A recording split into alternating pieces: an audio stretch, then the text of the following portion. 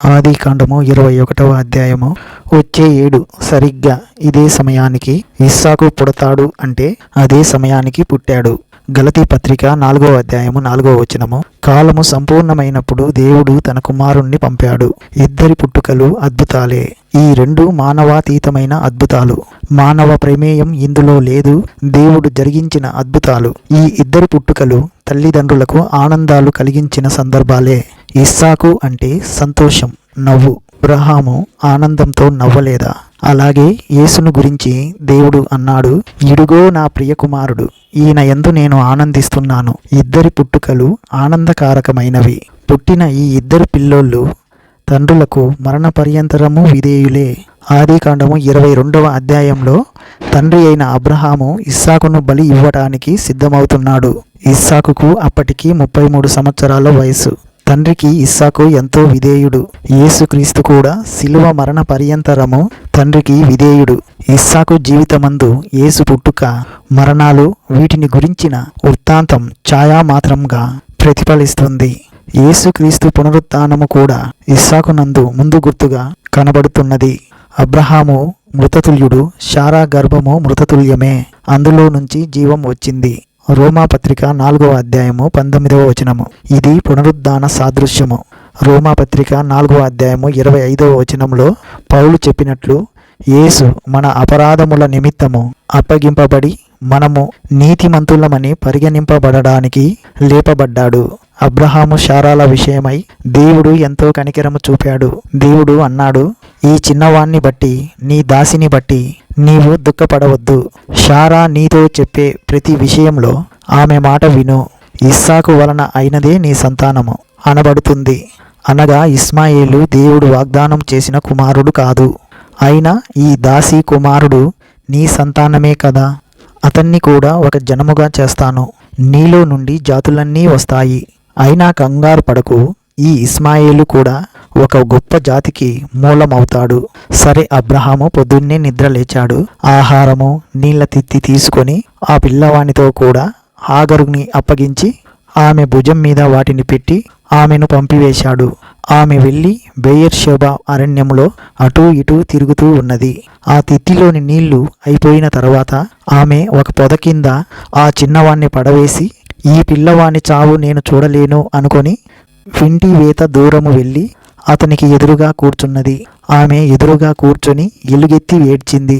దేవుడు ఆ చిన్నవాని మొర విన్నాడు. అప్పుడు దేవుని దూత ఆకాశము నుండి హాగరును పిలిచి అన్నాడు, హాగరు, నీకు ఏమి వచ్చింది? భయపడకు. ఆ చిన్నవాడు ఉన్న చోటే దేవుడు వాని స్వరము విని ఉన్నాడు. నీవు లేచి ఆ చిన్నవాణ్ణి లేవనెత్తి నీ చేత పట్టుకో. అతన్ని గొప్ప జనముగా చేస్తాను. దేవుడు ఆమె కన్నులు తెరిచాడు. ఆమె నీళ్ల ఊట చూచి వెళ్ళి ఆ తిత్తిని నీళ్లతో నింపి చిన్నవానికి తాగించింది. దేవుడు ఆ చిన్నవానికి తోడై ఉన్నాడు. అతడు పెరిగి పెద్దవాడై ఆ అరణ్యంలో కాపురముండి వీలుకాడు అయ్యాడు. అతను పారాను అరణ్యంలో ఉండగా అతని తల్లి ఈజిప్టు దేశం నుండి ఒక స్త్రీని తెచ్చి అతనికి ఇచ్చి పెళ్లి చేసింది. ఇంతటితో ఇస్మాయేలు వృత్తాంతం సమాప్తం. దీని తరువాత ఇతని ఊసే ఎత్తబడదు. అయితే ఇతని వంశకులు అరబ్బులో ఉన్నారు. ఇది చారిత్రాత్మకమైన రుజువు. ఆ కాలమందు అబీమెలెకు అతని సైన్యాధిపతి అయిన పీకోలు అబ్రహాముతో మాట్లాడుతూ అన్నారు, నీవు చేసే పనులన్నిటిలో దేవుడు నీకు తోడు. నీవు నన్ను గాని నా పుత్ర పౌత్రాదులను గాని వంచన చేయకూడదు. నేను నీకు చేసిన ఉపకారానికి నాకు నీవు ప్రవాసమున్న ఈ దేశానికి ప్రత్యుపకారం చేస్తానని దేవుని పేరట ఇక్కడే నాతో ప్రమాణం చెయ్యాలి. అబీమెలెకు అబ్రహాముతో ఒక ఒప్పందం చేసుకోవాలని చూస్తున్నాడు. దీన్ని బట్టి ఇద్దరు స్నేహితులు అయ్యారు. వారిద్దరూ నిబంధన చేసుకున్నారు. ఇది బెయేర్షెబాలో ఇద్దరి మధ్య పరస్పరం జరిగిన నిబంధన. ఈ నిబంధనకు గుర్తుగా అబ్రహాము అబీమెలెకుకు 7 గొర్రె పిల్లలను ఇచ్చాడు. గొర్రెలు, గొడ్లు ఇచ్చి పుచ్చుకున్నారు. అబ్రహాము బెయేర్షెబాలో ఒక పిచ్చుల వృక్షము నాటి అక్కడ నిత్య దేవుడైన యెహోవా పేరిట ప్రార్థన చేశాడు. అబ్రహాములో ఉన్న ప్రత్యేకత ఇదే. ప్రతి వ్యవహారంలో దేవుని పేరిట ప్రార్థన చేస్తాడు. బెయేర్షెబా అంటే సాక్షార్థమైన బావి. యేసు ప్రభువే దేవునికి మనకు మధ్య ఆధ్యాత్మిక బెయేర్షెబా. దేవుడు ఒక్కడే, దేవునికి మనకు మధ్యవర్తి ఒక్కడే. ఆయన యేసుక్రీస్తు అనే నరుడు. బెయేర్షెబాలో పిచ్చుల వృక్షం. యేసే నా జీవ వృక్షం. అబ్రహాము ప్రార్థన చేసింది నిత్య దేవునికి. నిత్య దేవుడు అంటే ఏల్ ఓలాం.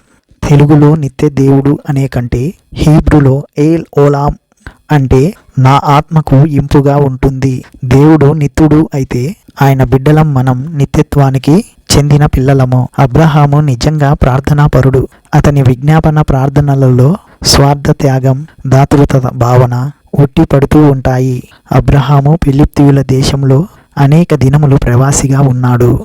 అబ్రహాము ప్రయాణాలు విశ్వాస ప్రగతి సోపానాలు. అబ్రహాము ప్రవాసి గుడారాలలో నివసిస్తూ అన్యుల దేశంలో ఉన్నట్లుగా వాగ్దత్త దేశంలో ప్రవాసి అయ్యి జీవించాడు. పునాదులు గల పరలోక పట్టణం కోసం అబ్రహాము ఎదురు చూచాడు. వాగ్దానం చేసినవాడు నమ్మదగినవాడు. మృతతుల్యమైన దాంపత్యం నుండి జీవం ఉద్భవిల్లింది.